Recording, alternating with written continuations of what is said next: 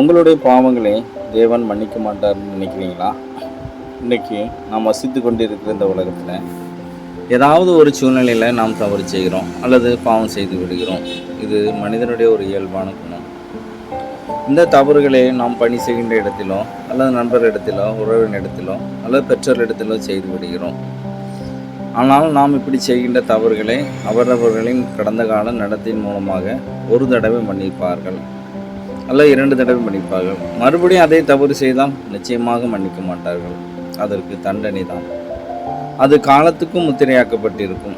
அதுபோலவே தான் நம்முடைய பெற்றோருக்கும் நாம் கீழ்ப்படியாமல் தவறுகள் பாவங்கள் செய்யும்போது அவர்கள் ஒரு குறிப்பிட்ட காலகட்டத்தில் நாம் நம்முடைய தவறுகளை மன்னிப்பார்கள், அதை நினைக்க மாட்டார்கள். ஆனால் ஒரு எல்லைக்கு மீறி போனால் பெற்றோர்கள் கூட மன்னிக்க மாட்டார்கள். ஆனால் இவர்கள் எல்லோரையும் விட அதிகமாக நேசிக்கின்ற ஒருவர் இருக்கிறார். நாம் எவ்வளவுதான் தவறு செய்தாலும் நம்மை தாழ்த்தி அவருடைய சமூகத்தில் போய் நிற்கும்போது நம்மை மன்னித்து ஏற்றுக்கொள்கிற ஒரு இரக்கமுள்ளவர் இருக்கிறார்.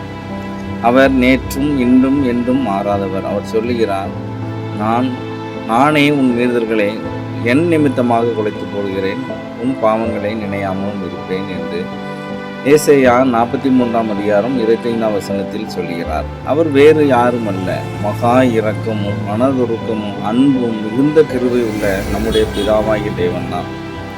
பார்த்தீர்களா, எவ்வளவு அன்புள்ள ஆண்டவர்! அவர் நம்முடைய பாவங்களை மன்னிப்பது மட்டுமல்ல, கடந்த கால தவறுகளை நான் நினைக்க மாட்டேன் என்று சொல்கிறார். ஒரு தாய் தகப்பனை விட மேலான அன்பு. அன்பானவர்களே, இந்த லெந்து நாட்களில் நாம் இருக்கிறோம். இந்த 40 நாட்களும் புதிய புதிய சத்தியங்களை கேட்கிறோம். அப்படிப்பட்ட நல்ல சந்தர்ப்பம் உங்களுக்கு எனக்கு கிடைச்சிருக்குது. எதற்காக இதை அனுசரிக்கிறோம்? கல்வாரியில் சிலுவை சுமந்த இயேசு கிறிஸ்துவை நினைவு கூறும்படியாக நாம் இதை அனுசரிக்கிறோம்.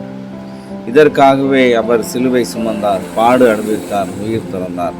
பிதாவாகிய தேவன் நம் மீது வைத்த அன்பின் நிமித்தமாக தம்முடைய ஒரே குமாரனாகிய இயேசு கிறிஸ்துவை இந்த உலகத்திற்கு தந்தார்.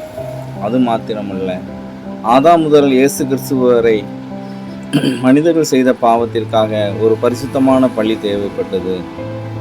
அதற்காக கர்த்தராய் இயேசு கிறிஸ்துவை மனிதன் செய்த பாவங்களுக்காக தமது குமாரனை பிதாவாகிய தேவன் தந்தார். இதன் மூலம் நம்முடைய பாவங்கள் மன்னிக்கப்பட்டது. கர்த்தர் சொல்கிறார், இனி நீ பாவம் செய்யாதே. இதுதான் நமக்கு கர்த்தர் கொடுத்திருக்கிற கட்டளை. இதை நாம் நினைவு கூறும்படியாக இந்த 40 நாட்களை 2 நாட்களாக அனுசரித்து கொண்டிருக்கிறோம். இன்று நாம் ஒரு தீர்மானம் எடுப்போம். நாம் எப்படிப்பட்ட மனிதர்களாக இருந்தாலும் நம்மை நேசிக்கிற, நம் மீது இரக்கம் செலுத்துகிற ஒரு ஆண்டவர் இருக்கிறாரே, அவரை நினைத்து கல்வாரியில் சிலுவை சுமந்த இயேசு கிறிஸ்துவை நினைத்து இன்று நம்முடைய பாவங்களை அறிக்கை செய்து ஒப்புக் கொடுப்போம். அவர் நிச்சயமாக மன்னிப்பார். கடந்த காலத்தை நினைத்து பார்க்க மாட்டார். என்னுடைய பாவம் மிக கொடிய பாவம், ஆண்டவர் நிச்சயமாக மன்னிக்க மாட்டார் என்று பின்வாங்காதீங்க. எந்த ஒரு பாவத்தையும் மன்னிக்க முடியாதது இல்லை. அதற்காக தான் அவர் 2000 வருடங்களாக காத்திருக்கிறார். என் பிள்ளைகள் இன்னும் என்னிடத்தில் வருவார்களா என்று எதிர்பார்த்து கொண்டிருக்கிறார். வாருங்கள், இயேசுவை நோக்கி வாருங்கள். அவர் நிச்சயமாக உங்களுக்கு விடுதலை தருவார். கடந்த கால பாவங்களை நினைக்க மாட்டார். அவருக்கு தேவையானது உங்கள் மனம்தான். நீங்கள் மனம் திரும்பி அவரிடத்தில் வர வேண்டும். அதுதான் அவருடைய வாஞ்சிய மன விருப்பமும். இன்று நீங்கள் அதை நிறைவேற்றுவீர்களா? கர்த்தருடைய ஆசீர்வாதத்தை பெற்றுக்கொள்வீர்களா? சற்று நிதானமாக யோசித்து பாருங்கள். கர்த்தர் உங்கள் வாழ்க்கையை மாற்றுவார். ஆமென்.